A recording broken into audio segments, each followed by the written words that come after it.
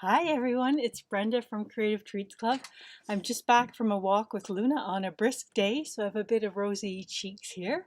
Hope you guys are all enjoying the transition to the cooler weather. It's not all bad. It was sunny and glorious today and was nice crunching of leaves underneath when I was out walking Luna. So today I am going to, oops, I didn't mean to change it over to that. But we are going to be making a box today. Oops, oh, sorry. This is the box that we're going to be making today. It is box number 378 and it's a design 12. So this is not a fold flat style of box. What is going to happen is this is going to form the back and the top, and then this is going to fold down and form the bottom glued onto here. So it's only going to open from the top. It's not going to open from the bottom, just a slightly different style of box. It is a box that is designed to hold A6 cards. This is the envelopes of the cards that we're going to be making. Really cute. I'll have another video for that very soon.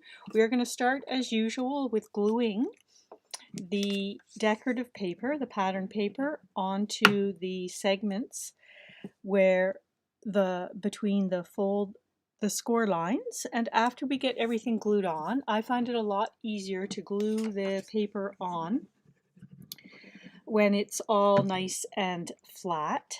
So my normal process for putting my boxes together is I cut down the cardstock to the right size, and then I do all the scoring, and then I do all the cutting. And that's usually how I put it in the kits for the Dementia Society for my card making classes.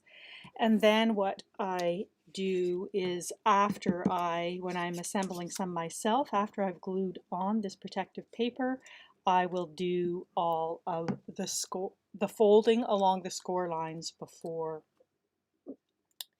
I start taking the protective paper off the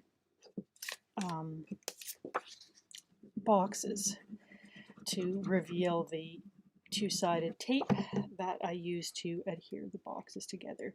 You can use glue if you want, but you do need to leave it a little bit of time to set.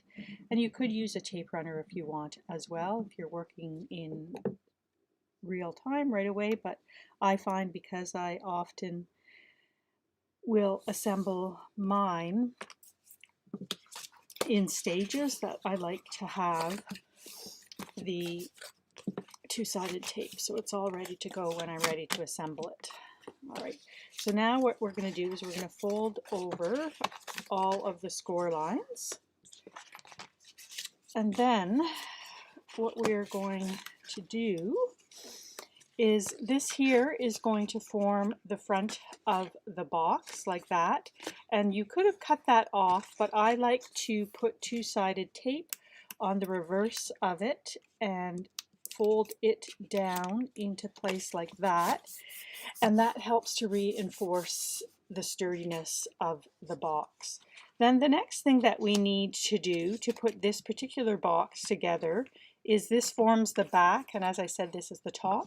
So this is going to get stuck on there, and this will get stuck on here, and then that's going to form the top of the box, and then these are going to fold in, and this will form the bottom. Okay, so that's how the box is going together. So our next step is to peel up the protective paper from this one edge here, and then you can line up those score lines right like that, and then we formed one side of the box, and then we're going to do the same thing on the other. I usually find it easiest to put the box good side down and just fold up this one here, and then this should line up pretty well. Sometimes a little bit easier than having it floating around in the air to make it done. I think I did get the other one just slightly off, so I'm just going to try to finagle it here a little bit like that.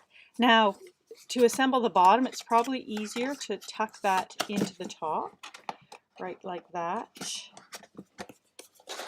Okay, And then what I am going to do is fold in those tabs right there, peel off the protective paper here, and in the end I had, I think, double protective paper compared to what we actually needed. So we peel that off there, and then we are going to peel that here and stick that, oops, hold on, make sure that that's in, and then just stick that on. And there we have our box that we're going to be able to hold these A6 cards in here. I am going to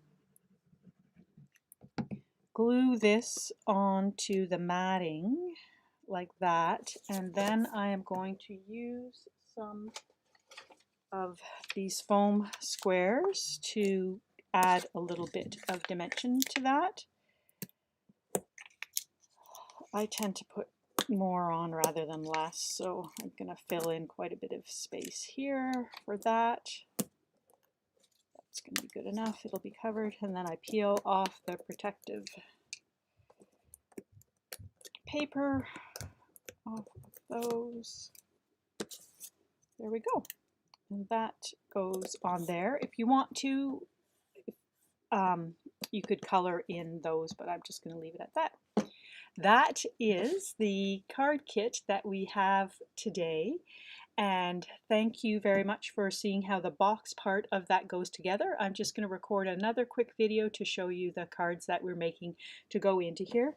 As I said, this is a style of box that is not fold flat. This stays open all the time, but it does make it a little bit more of a secure box. So it's just an option if you're looking for a different type of box. The other thing I'm going to point out is I haven't yet added the instructions, but I will, to put a little tray in here, because I'm always on the lookout now that I'm doing truffles and treat boxes videos and classes and stuff, that to have an option to put some treats in here and have them pull out. So that will be for another video. Thanks again for joining me, and I'll see you again soon. Bye bye.